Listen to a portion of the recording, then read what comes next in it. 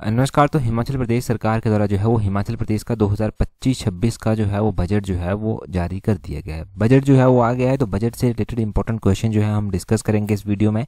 ये बजट की वीडियो का जो है वो पार्ट 1 है। 2025-26 का जो बजट है हिमाचल प्रदेश का, उसका ये पार्ट 1 है। तो हर एक क्वेश्चन को देखेंगे, डिटेल से देखेंगे, ताकि आने वाले एग्जाम्स में आपको हेल्प मिल सके, चाहे वो आपका कोई भी हिमाचल का एग्जाम क्यों ना हो। क्वेश्चन नंबर 1 से डिस्कशन को स्टार्ट करते हैं। बोलते हैं what is proposed budget size for 2025-26 financial year. तो बोलते हैं कि हिमाचल प्रदेश के कॉन्टेक्स्ट में ये बात की जा रही है ऑब्वियसली। तो बोलते हैं 2025-26 का जो वित्तीय वर्ष है उसके लिए जो प्रस्तावित बजट है हिमाचल प्रदेश का वो क्या है। तो 2025-26 के लिए जो हिमाचल प्रदेश का प्रस्तावित बजट है वो कितना है, वो है 58,514 करोड़। ऑप्शन डी जो है वो सही आंसर है। 58,514 करोड़ जो है वो हिमाचल प्रदेश का बजट है। अगर हम बात करते हैं चीफ मिनिस्टर जो हिमाचल प्रदेश के हैं सुखविंदर सिंह सुक्खू, वही जो है उनके पास ही जो है वो फाइनेंस मिनिस्ट्री भी आती है। तो उनके द्वारा ही जो है ये बजट जो था वो पढ़ा गया। और बजट जो था वो मंडे को आया। मंडे जो था वो कब था, 17 मार्च को जो था वो मंडे था। 17 मार्च 2025 को ये बजट जो है वो आया है। और इसमें जो है वो 58,514 करोड़ रुपए का जो है ये फाइनेंशियल ईयर 2025 के लिए जो था वो बजट जो था वो पढ़ा गया। अब इसमें 2025-26 के लिए 58,514 करोड़ का ये बजट रहा। इसमें हम जो है वो हिमाचल की जो है वो इकोनॉमिक ग्रोथ रेट भी देखेंगे, हिमाचल प्रदेश की पर कैपिटा इनकम भी देखेंगे, हिमाचल प्रदेश की जीडीपी है, ग्रॉस डोमेस्टिक प्रोडक्ट है एस्टिमेटेड, वो भी हम देखेंगे। तो वो सारी चीज़ें जो है वो यहाँ पर देखी जाएंगी। पहले तो बजट का साइज आपको पता चल गया कि हिमाचल का बजट जो था वो कितना था। अगला क्वेश्चन देखिए, यहाँ से अगला डाउट जो है वो क्लियर होगा। बोलते हैं according to 2025-26 budget total fiscal deficit in 2025-26 is expected to be what percentage of the state gross domestic product. तो बोलते हैं 2025-26 के बजट के अनुसार 2025-26 में कुल राजकोषीय घाटा जो राज्य सकल घरेलू उत्पाद का कितना प्रतिशत जो है वो है, उसकी कितनी उम्मीद है। तो ये उम्मीद है कि ये 4.04% जो है वो रहेगा। ऑप्शन बी जो है वो सही आंसर हो जाएगा। यहाँ पर देखिए बोलते हैं टोटल फिस्कल डेफिसिट जो 2025 के लिए 25-26 के लिए एक्सपेक्टेड है वो है 10,338 करोड़, यानी कि 10,338 करोड़ जो है ये एक्सपेक्टेड है, जो कि पूरी जीडीपी का 4.04% जो है वो बनता है। अगर हम बात करते हैं कि 2025-26 के बजट के अनुसार जो है वो हिमाचल प्रदेश की जो एस्टिमेटेड जीडीपी है, ग्रॉस डोमेस्टिक प्रोडक्ट है, वो कितना है। अब 2025-26 के बजट के अनुसार ये है, परंतु ये है 2024-25 का बजट 2025-26 का है, परंतु ये जो फाइनेंशियल ईयर 2024-25 का है उसका एस्टिमेटेड है वो कितना है, वो है 2,32,185 करोड़। ये हमने चीज़ कहाँ पर पढ़ी थी, ये हमने चीज़ जो था वो पढ़ रखी है हिमाचल प्रदेश के इकोनॉमिक सर्वे में भी। अब उसमें ही फिस्कल डेफिसिट भी हमने जो है वो जान लिया। अगला क्वेश्चन देखेंगे तो वहाँ से और भी चीज़ें पता चलेंगी। आगे बोलते हैं which of the following is true according to 2025-26 budget. ये हिमाचल के कॉन्टेक्स्ट में ही बात की जा रही है। बोलते हैं 2025-26 के बजट के अनुसार इनमें से कौन सा कथन सही है। बोलते हैं the total revenue receipts are estimated to be ₹40,343 crore की कुल राजस्व प्राप्तियां जो हिमाचल की हैं उनका अनुमान है कि वो 42,343 करोड़ रुपया है। उससे आगे बोलते हैं total revenue expenditure is projected to be 48,733 crore की कुल राजस्व व्यय जो है, यानी कि जो एक्सपेंडिचर है वो जो है वो 48,733 करोड़ रुपए रहने का अनुमान है। 2025-26 के बजट के अनुसार अगर हम बात करते हैं तो हमारे पास जो टोटल पैसा आया वो कितना है, रेवेन्यू रेसिपिएंट्स जो था, टोटल रेवेन्यू जो रिसीव किया गया वो कितना था, वो 42,343 करोड़ था। और टोटल रेवेन्यू जो हमने जो है वो एक्सपेंड किया, यानी कि खर्च कर दिया, वो प्रोजेक्टेड है कि वो है 48,733 करोड़। तो इसमें पता चलता है हमें फिस्कल डेफिसिट का। ये दोनों ही स्टेटमेंट्स हमारे पास सही हैं, चूज द करेक्ट स्टेटमेंट। ये दोनों ही स्टेटमेंट्स जो हैं वो सही दी गई हैं। परंतु यहाँ पर अगर आप देखेंगे तो टोटल रेवेन्यू जो हमने रिसीव किया वो था, टोटल रेवेन्यू जो रिसीव थी वो थी 42,343 करोड़, यानी कि 42,343 हमारे पास ये करोड़ इतना था। टोटल रेवेन्यू एक्सपेंडिचर जो था, जो हमने खर्च कर दिया, वो था 43,773 करोड़। इसमें से जो है वो रेवेन्यू डेफिसिट निकल कर आता है फिर, यानी कि हम घाटे में चले गए। हम घाटे में गए, कितना घाटा हमें हो गया, 6,390 करोड़ रुपए का घाटा, 6,390 करोड़ रुपए का घाटा हमें देखने को मिलता है। अब यहाँ पर मुख्यमंत्री के द्वारा बताया गया कि अगर मान लो 1 रुपया है, 1 रुपया नहीं तो आप 100 पैसे मान लो, तो यहाँ पर हम देखेंगे कि पूरे 100 पैसे में से जो है वो किस तरह से खर्च किया गया पूरा पैसा। इनके अगर मान लो हिमाचल के पास जो है 100 पैसे जो है वो हैं, तो उसमें से जो है वो हिमाचल ने 25 पैसे जो था वो खर्च कर दिए सैलरीज के ऊपर। 25 पैसे कहाँ पर? सैलरीज के ऊपर खर्च कर दिए गए। 20 पैसे जो था वो खर्च कर दिए गए पेंशन के ऊपर, जो पेंशन दी जाती है उसके ऊपर 20 पैसे खर्च कर दिए। 12 पैसे जो था वो इंटरेस्ट पेमेंट पर कर दिए, जो इंटरेस्ट वगैरह दिया जाता है उसके ऊपर। 10 पैसे जो था वो डेब्ट पेमेंट, जो कर्ज वगैरह होता है उसके ऊपर उसकी पेमेंट के ऊपर खर्च कर दिए गए। 9 पैसे जो था वो ग्रांट टू ऑटोनॉमस बॉडीज, कुछ ऑटोनॉमस बॉडीज होती हैं उनको ग्रांट वगैरह दी जाती है, वहां पर खर्च कर दिए गए। बाकी के जो 24 पैसे बच जाते हैं वो अदर डेवलपमेंट वर्क में जो है वो लगा दिए गए। तो इस तरह से 100 पैसे को हिमाचल जो है वो खर्च यहाँ पर करता है। तो ये पूरे 100 पैसे का हिसाब दिया गया है कि हिमाचल किस तरह से जो है वो इसको खर्च जो है वो करता है। ठीक है, और देखो जब भी हिमाचल प्रदेश सरकार की बात होती है तो कर्ज की बात भी आती है कि हिमाचल प्रदेश सरकार के ऊपर कर्ज था। तो एक और बात यहाँ पर कही गई थी बजट में, कहा गया था कि जब हिमाचल प्रदेश सरकार की जो प्रेजेंट टाइम सरकार है, सुक्खू सरकार या फिर मुख्यमंत्री श्री सुखविंदर सिंह सुक्खू जी की अध्यक्षता में जो सरकार लीड कर रही है, बोलते हैं कि जब सरकार सत्ता में आई थी तो सरकार 31 मार्च 2023 को पिछली सरकार से जो है 76,185 करोड़ रुपए के ऋण विरासत में जो था वो इनको मिला था। और ये भी कहा गया कि जिसका ब्याज के बाद जो है वो भुगतान जो करना पड़ता है ऋण का भी, वो भी जो है प्रेजेंट टाइम की सरकार को करना पड़ रहा है।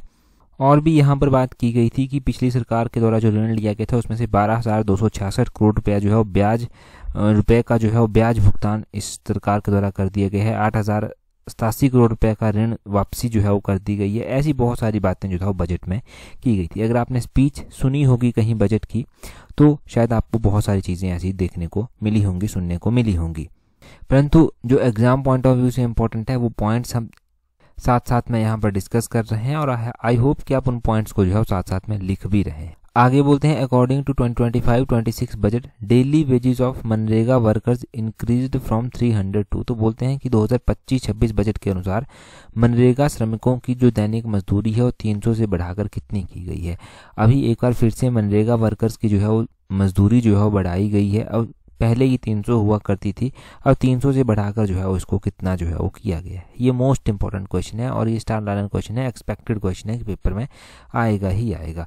देखो मनरेगा वर्कर्स की जो मजदूरी है उसको 300 से बढ़ाकर 320 रुपया जो है वो कर दिया गया है। ऑप्शन इसका सी जो है वो सही आंसर जो है वो हो जाएगा।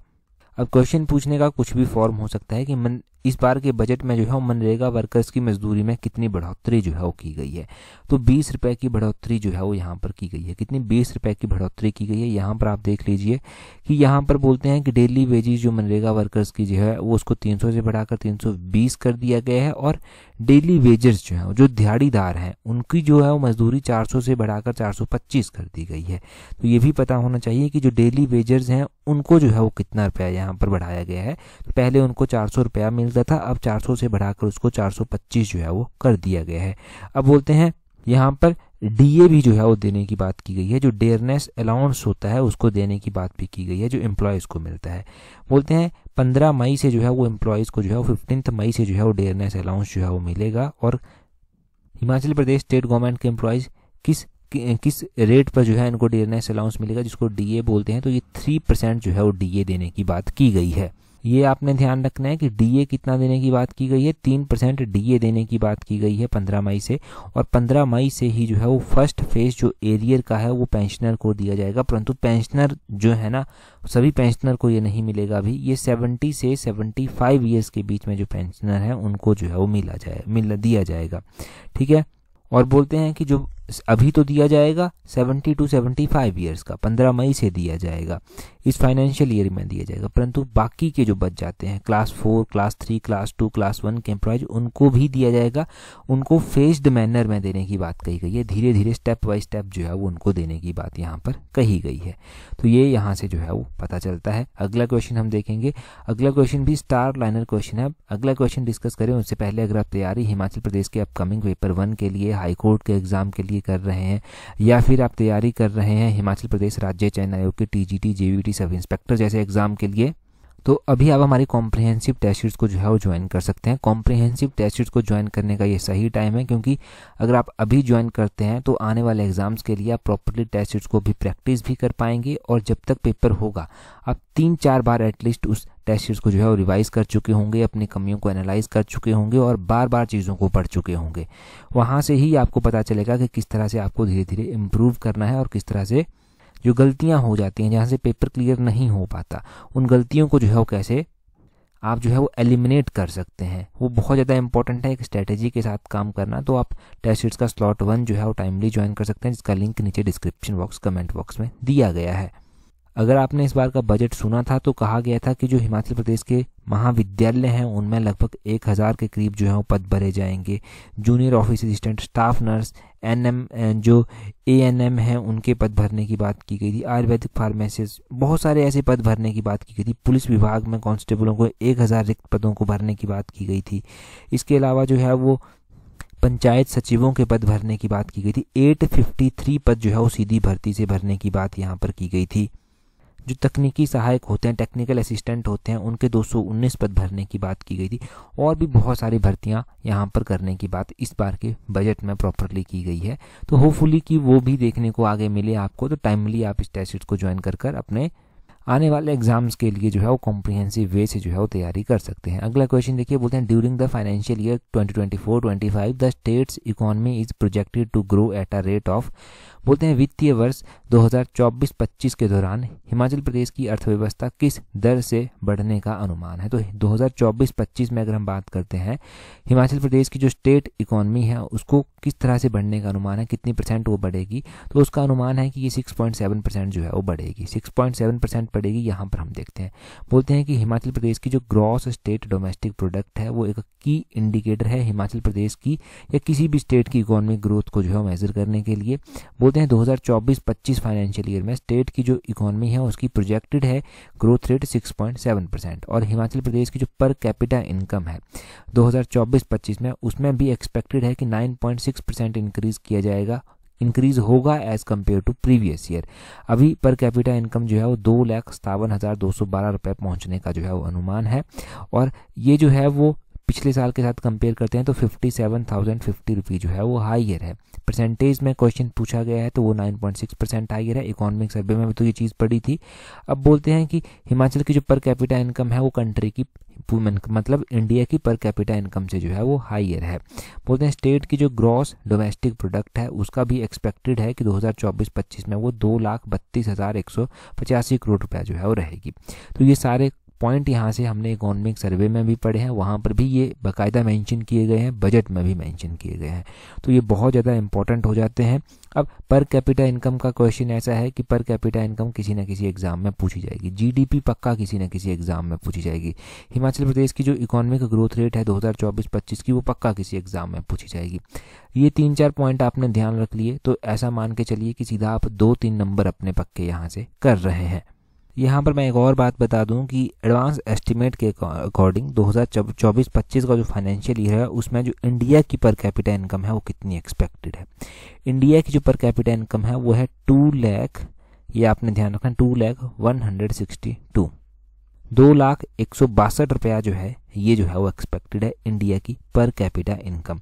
और इंडियन इकोनॉमी में हम देखते हैं तो इंडियन इकोनॉमी में जो प्रोजेक्टेड ग्रोथ रेट है 2024-25 की वो कितनी है, वो 6.4% है। ये इंडिया की इकोनॉमी की है, ये भी इंडिया की पर कैपिटा इनकम है। और इंडिया में ही अगर हम देखते हैं तो कहा गया था, हमारे ही बजट में बात की गई थी कि एग्रीकल्चर और एलाइड सेक्टर का जो ग्रोथ रेट है वो 3.8% रहने का जो है वो अनुमान है। ठीक है, तो ये सारी बातें यहाँ से कोई भी क्वेश्चन इंडिया का पूछा जाए, हिमाचल का पूछा जाए, स्टेटमेंट बनाकर क्वेश्चन पूछा जाए, डायरेक्टली पूछा जाए, कभी गलत आपका अब नहीं हो सकता। अगला क्वेश्चन बोलते हैं यहाँ पर, ये भी स्टार लाइनर क्वेश्चन है, पक्का पूछा जाएगा। जो हम बजट का पहला क्वेश्चन डिस्कस करते हैं ना, पहला पार्ट डिस्कस करते हैं ना, वहाँ से अगर हम 10 क्वेश्चन डिस्कस करते हैं तो एक्सपेक्टेड होता है कि किसी ना किसी एग्जाम में ये 10 क्वेश्चन पूछे ही जाएंगे घुमा फिरा कर। अब एक एग्जाम में सारे क्वेश्चन पूछ लिए जाएंगे वो तो पॉसिबल कभी हो नहीं सकता, परंतु ये पक्का 10 के 10 इंपॉर्टेंट क्वेश्चन होते हैं और ये पक्का एग्जाम में पूछे जाते हैं। बोलते हैं according to budget 2025-26 the minimum support price for cow milk increased from. तो पहले भी तो हमने एमएसपी पढ़ा था कि काऊ मिल्क पर जो है वो कितना एमएसपी देने की बात की गई है, परंतु अभी फिर से 2025-26 के बजट में ये अनाउंस किया गया है कि काऊ मिल्क के लिए जो एमएसपी है उसको इंक्रीज कर दिया जाएगा। पहले ये 45 रुपये पर लीटर था, अब 45 रुपये पर लीटर से बढ़ाकर इसको 51 रुपये पर लीटर करने की बात कही गई है। 45 रुपये पर लीटर से बढ़ाकर 51 रुपये पर लीटर करने की बात कही गई है। यहाँ पर मिलते जुलते ऑप्शंस होते हैं, कई बार ऐसा होता है 45 याद रह जाएगा 51 याद नहीं रहेगा, 51 याद रह जाएगा 45 याद नहीं रहेगा। तो इस तरह से ध्यान रखना है कि काऊ मिल्क के ऊपर जो है वो एमएसपी जो मिलेगा वो कितना मिलेगा, 45 रुपये पहले होता था, अब 51 रुपये इसको देने की बात कही गई है। यहाँ पर देखिए एमएसपी जो है काऊ मिल्क के ऊपर वो 45 से 51, और बुफेलो मिल्क इनके भैंस के दूध के ऊपर जो पहले 55 रुपये एमएसपी दिया जाता था उसको बढ़ाकर 61 रुपये पर लीटर करने की बात जो है वो कही गई है। ये आपने ध्यान रखना है कि बुफेलो मिल्क के ऊपर 61 कर दिया गया, काऊ मिल्क के ऊपर 51 कर दिया गया अब के बजट में 2025-26 के बजट में। अब यहाँ पर जो मेज हो गया यानी कि मक्का जो हो गया उसके ऊपर भी एमएसपी देने की बात की गई थी, गेहूं व्हीट जो है उसके ऊपर भी एमएसपी देने की बात की गई थी। तो बोला गया था कि फिजिकल ईयर जो 2025-26 का है उसमें जो मेज की जो नेचुरल फार्मिंग होती है अगर वो कोई करता है तो उसमें भी एमएसपी दिया जाएगा। पहले वो 30 रुपये दिया जाता था पर किलो के हिसाब से, अब 40 रुपये पर किलो के हिसाब से जो है वो दिया जाएगा। व्हीट यानी कि गेहूँ जो था वो पहले उसके ऊपर एमएसपी 40 रुपये पर किलो दिया जाता था, अब 40 से बढ़ाकर 60 रुपये पर किलो जो है वो वहाँ पर कर दिया जाएगा। तो मेज और व्हीट के ऊपर भी एमएसपी जो है वो बढ़ाने की बात सरकार ने कही है। अब मेज के ऊपर हो गया, व्हीट के ऊपर हो गया, काऊ मिल्क के ऊपर हो गया, बफेलो मिल्क के ऊपर हो गया, यहाँ से कोई भी एमएसपी अगर आपसे पूछा गया तो ये 4 एमएसपी आपके गलत नहीं होने चाहिए। अगला क्वेश्चन देखिए, बोलते हैं according to budget 2025-26 how much incentive money for intercaste marriage will be provided. ये जो इंटरकास्ट मैरिज वाला क्वेश्चन है ये पहले भी पूछा गया है एग्जाम में, अभी फिर से जो इंटरकास्ट मैरिज है उसको जो है वो बढ़ा दिया गया है। अगर कोई अंतर जातीय विवाह करता है तो इंटरकास्ट मैरिज करने पर जो प्रोत्साहित राशि मिलती है वो 2 लाख रुपया देने की बात कही गई है। ऑप्शन डी जो है वो सही आंसर है। यहाँ पर देखिए बोलते हैं हिमाचल प्रदेश में जो अनटचेबिलिटी है सोसाइटी में उसकी प्रैक्टिस को ख़त्म करने के लिए इंटरकास्ट मैरिज पर जो है वो इंसेंटिव दिया जाता है सरकार के ऊपर। पहले ये 50,000 रुपया दिया जाता था, अब इसको 50,000 रुपया से बढ़ाकर 2 लाख रुपया करने की बात जो है वो कही गई है। अब बोलते हैं इसमें और भी सब स्कीम्स हैं कुछ, जैसे कि एक सब स्कीम है विकलांग व्यक्तियों के विवाह के लिए प्रोत्साहन। एक ये भी स्कीम है विकलांग व्यक्तियों के विवाह के लिए प्रोत्साहन। अभी जो विकलांग व्यक्तियों के विवाह के लिए प्रोत्साहन दिया जाता है यहाँ पर भी इंसेंटिव दिया जाता है। अब कोई ऐसे व्यक्ति के साथ शादी करता है जो 70% से ज़्यादा डिसेबल है, तो 70% से ज़्यादा डिसेबल व्यक्ति के साथ शादी करने पर जो है वो अमाउंट जो है वो पहले 50,000 रुपया दिया जाता था, परंतु उसको भी बढ़ा दिया गया है, उसको बढ़ाकर 2 लाख रुपया जो है वो यहाँ पर कर दिया गया है। आई थिंक ये जो विकलांग व्यक्तियों के विवाह के लिए प्रोत्साहन है ना, इस तरह का इंसेंटिव तो अभी एग्जाम में किसी में पूछा भी गया था, हमने देखा भी था किसी एग्जाम में ये क्वेश्चन, परंतु अभी 2025-26 के बजट में ये बढ़ा दिया गया है। 50,000 पहले होता था, 2 लाख इसको कर दिया गया है। ये इसमें डिसेबिलिटी का भी परसेंटेज ध्यान रखना है, क्योंकि कई बार परसेंटेज के हिसाब से क्वेश्चन पूछा जाता है, तो 70% या फिर उससे ज़्यादा, मोर देन 70% यहाँ पर लिखा गया है। और इंटरकास्ट मैरिज का भी आपको पता चल गया, इसके ऊपर पहले 50,000 रुपया दिया जाता था, अब इसको 2 लाख रुपया जो है वो कर दिया गया है।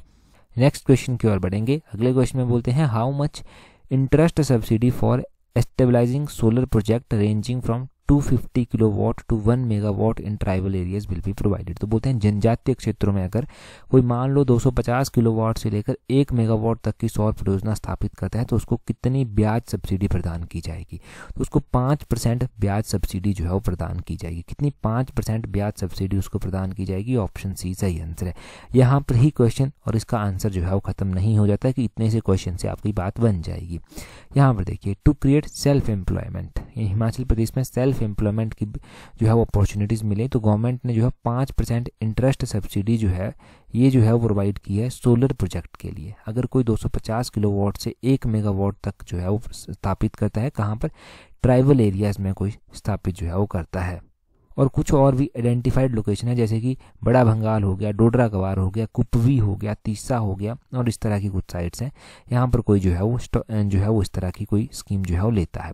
अगर कोई नॉन ट्राइबल एरिया में जो है वो इस तरह की कोई परियोजना लेता है 250 किलोवाट से 1 मेगावाट तक की, तो उसको कितना इंटरेस्ट यहाँ पर दिया जाएगा, इंटरेस्ट सब्सिडी दी जाएगी।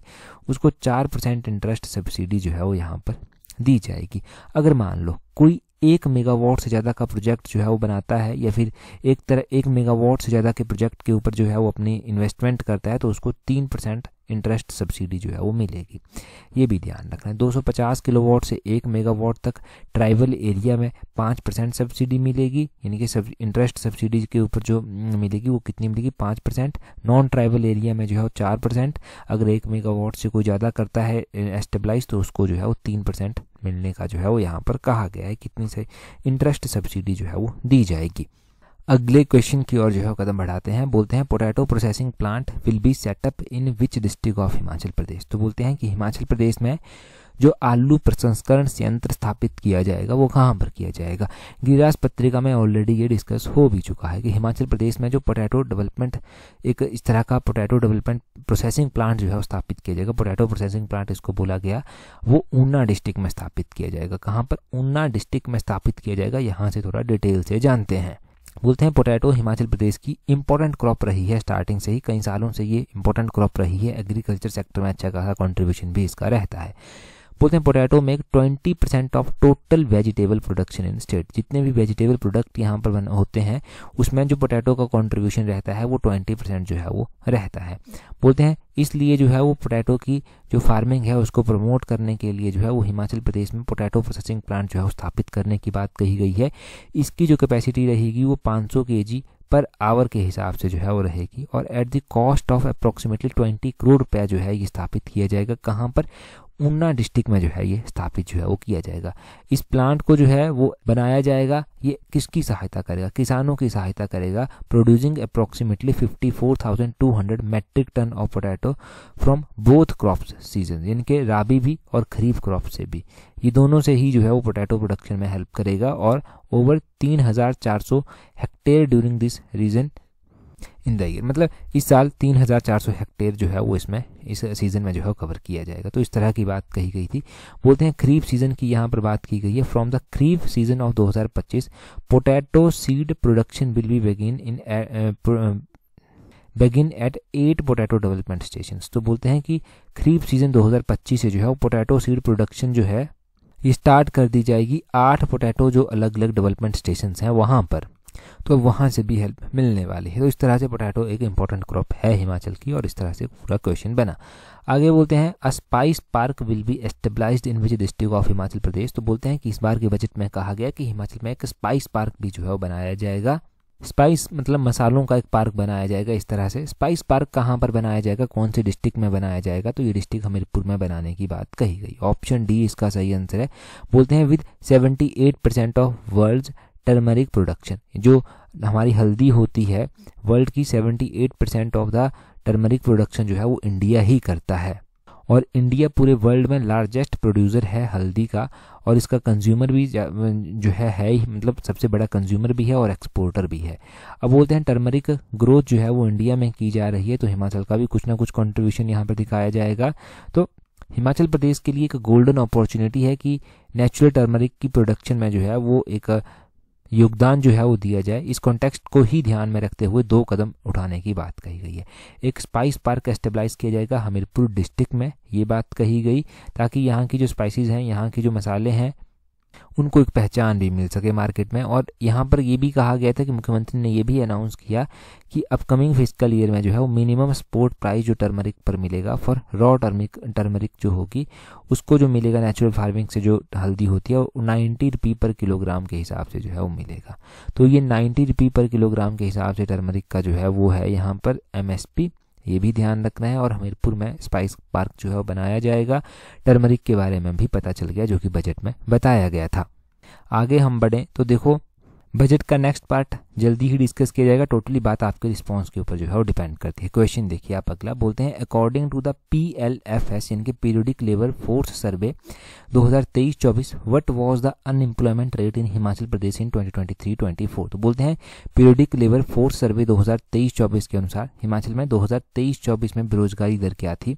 तो ये बताया गया था पीरियोडिक लेबर फोर्स सर्वे का 2023-24 का डाटा इकोनॉमिक सर्वे में, और इकोनॉमिक सर्वे का जो पहला पार्ट हमने डिस्कस किया है उसमें शायद चौथा या तीसरा चौथा पांचवा क्वेश्चन हमने ये डिस्कस किया है। अभी आप कमेंट कर बताएंगे क्योंकि स्टार लाइनर क्वेश्चन है, इंपॉर्टेंट है, डिस्कस भी हमने कर रखा है डिटेल से। आप हिमाचल की अनएम्प्लॉयमेंट रेट जो है बताएंगे, जल्दी से कमेंट करके बता दीजिए। टेलीग्राम पर अगर आपने ज्वाइन नहीं किया तो टेलीग्राम पर ज्वाइन करने के लिए अपने टेलीग्राम से @allexam31 इस तरह से सर्च करना, आपको हमारा टेलीग्राम चैनल जो है वो मिल जाएगा। टेलीग्राम पर ज़रूर ज्वाइन कर लें ताकि आने वाले एग्जाम्स में आपको हेल्प मिलती रहे और हर एक इंपॉर्टेंट अपडेट भी एग्जाम से रिलेटेड वहाँ पर मिलती रहे। That's all for today. Thank you very much for watching and listening it very patience.